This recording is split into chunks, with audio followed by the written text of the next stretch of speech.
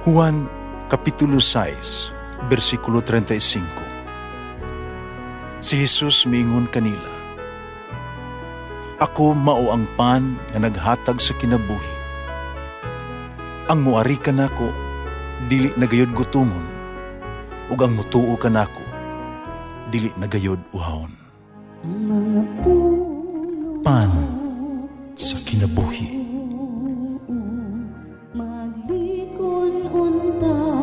Sa mong pagtuo o gagakakabi sa pagtuman sa imong mahal nga kasuguan. Ang Ginoo na kaninyo ang Santos Ebanghelyo sumala ni San Lucas. Daghang mga tao gikan sa kalungsuran ng adto kang Hesus o nagapundok na sila, yung gisulti kanilang sambingaya. May usa ka tawo nga miadto sa aron pagpugas o mga binhi. So tragsabod siya, pipila ka mga binhi nahulog diha sa gianan, diing gitunutunuban kini sa mga tao o gituka sa mga langgam. Nahulog ang uban sa yutang batuon ug sa pagturok niini nalaya kawala man ni kaumog ang yuta. Ang binhi nahulog sa dapit sa mga sampinit apan natuok sa mga sampinit nga mitubo uban niini. Ang binhi nahulog sa maayong yuta mitubo kini og namungan usa ka gatos kauhay matag binhi. Nimidugan si Jesus pag-ingon, busa pamati kung kamo may dalunggan. Nangutan ang mga tinunan ni Jesus, unsay buot ipasabot sa maong kasambingay. Mitubag si Jesus. Ang pagsabot sa tinago bahin sa gingharian sa Dios, gihatag na kaninyo. Apan uban gihatag kini pinaagi og sambingay haron kamo mutan-aw sila nga dili makita ug mamati nga dili makasabot. Mo kining kahulugan sa sambingay. Ang binhi mo ang pulong sa Dios. Ang binhi nga nahulog sa agianan, mao kadto mga tao nga nakadungog sa pulong sa Dios. Panmitungha ang mga yawa, misakmit niini gikan sa ilahang magkasing-kasing, o dili kini mutuo ug unya maluwas. Ang binhi nga nahulog sa yutang batuon, mao kadtong nakadungog sa mensahe, malipayon midawat niini, para wala kini makagamot sa ilang kasing-kasing. Mito lamang sila sa makadiyot ug unya namiya sa panahon sa pagsulay. Ang binhi nga nahulog dapit sa mga sampinit, mao kadtong namati sa pulong sa Dios. Apan makabalaka sa mga bahandi ingon man ang kahilaya ni ining kinabuhia, mituok kanila wala gyud kini mahinugig bunga. Ang binhi nahulog sa maayong yuta ug kadtong nakadungog sa mensahe, midawat ug mituman niini ug nagpadayon hangtod nga namunga sila. Ang Ebanghelyo sa Ginoo. Pasalamati ang Ginoo kay siya maayo. Ang iyang gugma mulungtad hangtod sa kahangturan. Pasalamati ang Diyos sa tanang mga Diyos. Ang iyang gugma malungtaron. Pasalamati ang Ginoo sa mga Ginoo. Ang iyang gugma malungtaron.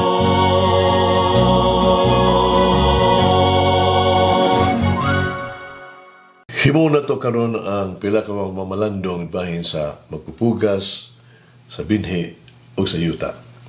Una ang magpupugas. Ang magpupugas na ibalong daan nga dili ang tanan niyang gibinhi, niyang binhi nga muturok, mutubo, umulungtad ug dugay. Ang ubang mga liso, mausik. Ang uban mamatay dayon. Uban kanon sa mga langgam o matuka sa mga sagbot. Pag kini wala og pasabot nga magpugas sa katungad tumuhunong sa pagpugas. Sa kasukwahay noon, ang magpugas dili maluya. Dili siya angay mag-uol. Dili siya angay nga mahigawad. Kinahanglan siyang mulakutay o magpadayon sa pagpaningkamot, sa pagtrabaho ug maayo. Kinahanglan mapailubon siya sa pagpugas, pagtikad, pag-atiman, pag-ayo sa binhi. Kaya sa kaulihan, aduna unyay daghang ani. Masugatan nato ang ato ang mga kakulian. Matagataman nato ang ato mga kapilihan o kasagmuyo. Isalikway o bugal-bugalang gani kita. Pandili kita angay kawad-ag paglaom o kawad-ag kadasig. Kinahanglan nga dili kita muhunong o mawad-ag paglaom. Kinahanglan pagpadayon kita, kinahanglan kitang mulakutay. Ngano? Kasi katapusan, ang usa ka madagayaon nga ani masiguro. Ang dili mabungahon nga maresulta sa ato mga buhat, dili angay nga magdala kanato ngadto sa kapaitan o discouragement. Ang dili maayo nga mga komento, dili angay nga magtugkog kanato sa pagluwat o kaluoy sa kaugalingon. Kinahanglan magpadayon kita sa pagtrabaho ug maayo. Kinahanglan gihapon nato ihatag ato ang makahimayaon, the best nga paningkamot.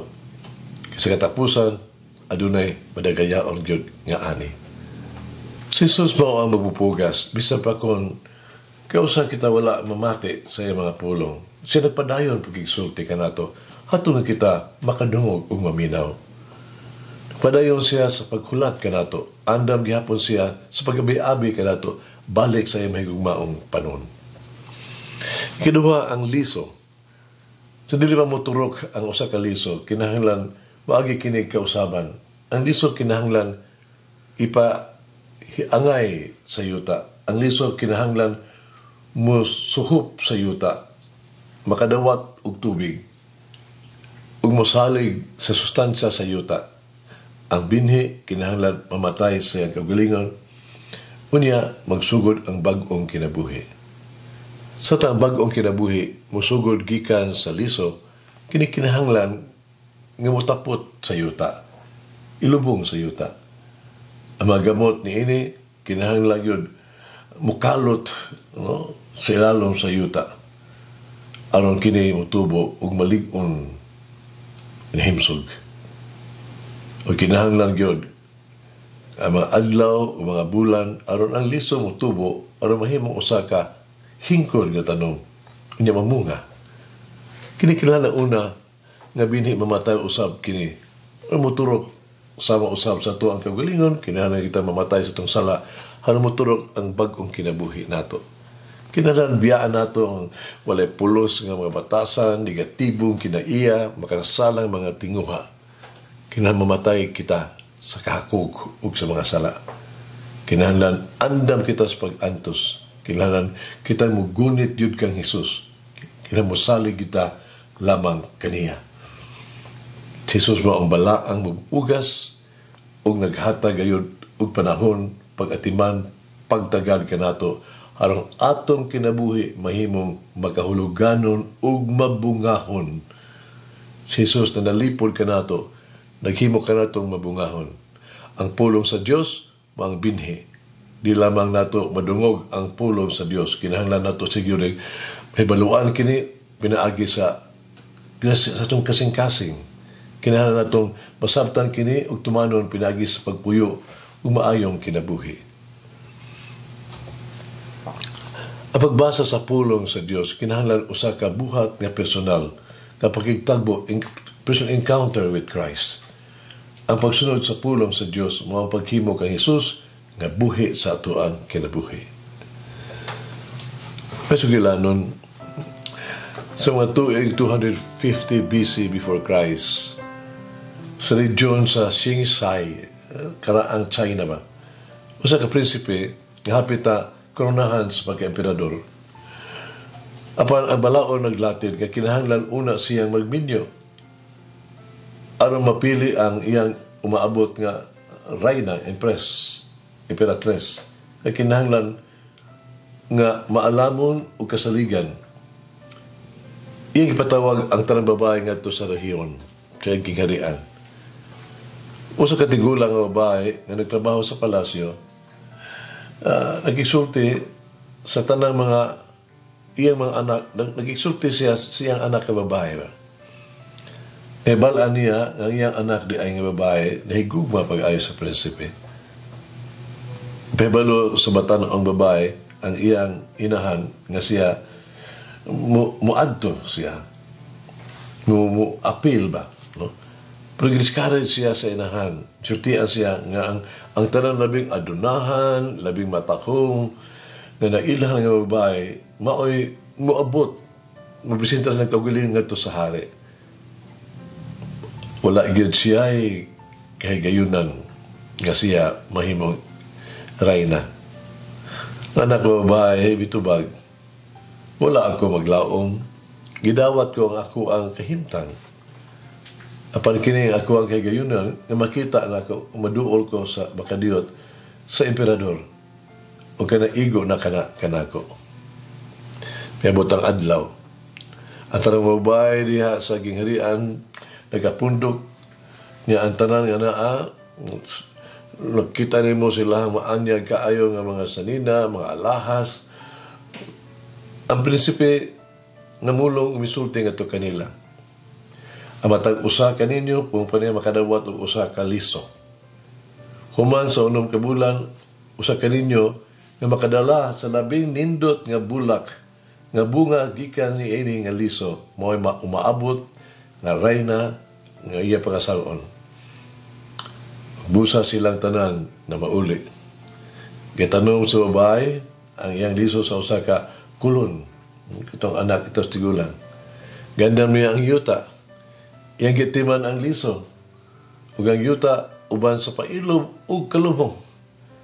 Misalig siya nga mutubo ang liso. Nasama ka ligon o kalikot sa iyang gugma sa prinsipe. Panhuman sa tulo ka bulan, walay turok nga mitungha. Walay timailan sa kinabuhi, gikan sa liso. Para padayon kipon siya sa paglaong. May konsulta siya sa pila ka mag-uuma. Gisunod niya ang ilaha mga pamaagi sa pagtikad. Laing tulo ka bulan nga milabay. Wala kipon mutubo, gikan sa liso. Ang liso wag kipon mutubo. May abot ang adlaw na nga gitagda nga tumasla sa hari. May tunga siya, sa wala siya ipakita, sa lamang ka kakaang nga dunay gitikan nga yuta pero way buhi nga tanong. Ang mga babae may abot nga adunay positibo nga mga resulta, laing mga matang sa matahom nga mga bulak, matang mga tamis sa mga prutas nga ilang gipaabot nga sa prinsipe nga bunga sa ilahang liso nga ilang gipugas. Yang naobserbahan ang mga kolor, forma, gidakon sa mga bulak o mga prutas. Gisusi niya ang tanan. Ang prinsipe gisusi niya. Unya, human niya pamalando, human niya susi, siya mipili. Kibaw ka? Ang ipili niya, mao katong batanong babae nga adunay kaang nga walay mitubo nga tanong. Doon ay usa ka protesta nga ningon nga naman siya. Ang iyang liso wala mutubo. Wala siya makapabunga. Ubisan unsang bulak o bunga ay kaniini. Wala siya ipakita. Prinsipe miingon, siya ang nag-ugmad sa liso uban sa mga matinud-anon with honesty o dedication. Ibuhat niya ang iyang labing maayo alang sa liso. Dili alang sa liso, kundi alang usab sa yuta. Ang tanan mga liso na akong gisulti, akong gihatag kaninyo, sterile, dili mamunga, dili gayud sila makatubo. Mahagit mga igsoon, unsa matanga sa yuta kita, unsa nato pag ugmad o pag-amuma sa itong kinabuhi. Pag-ampo kita. Among Ginoong Jesucristo, among Diyos o bala ang magpupugas. Uman si mong grasya, maubsahan hangayoon ko, nga baghoon ko kanimo. Usba ako, himo ako nga matiwanon. Tuguti ako nga makaadto, makataganta, madato sa kaluoy. Tuguti ako nga mula hutay, mapailubon. Tuguti ako nga bukas sa mga sakripisyo ug pag-antos. Uban sa iyong panalangin, ang paubsanon ko mag-ampo, na ako ang mga paghago, matamis, unta ug malampuson, mulampos. Himo ang resulta sa ako ang serbisyo mahimong mas maayo ug mas dako. Himo nga ako ang ani mulungtad ug gatuson kapilo. Amen. Mama Mary, teach me how to prepare the soil of my heart to receive God's words so that it will bear much fruit. Tuloy ako. Sama kanimo. Nga diyan ang pulong sa Diyos ibutas mo kasing-kasing ug namunga ug milambo. Mulangin ang Diyos magagahom sa tanan. Amahan, Anak, Espiritu Santo. Amen. May the Lord of the divine mercy bless us all, heal us from all diseases and suffering. Ayun unta niya kita, tanang mga sakit na to sa lawas o sa kalag, body and soul.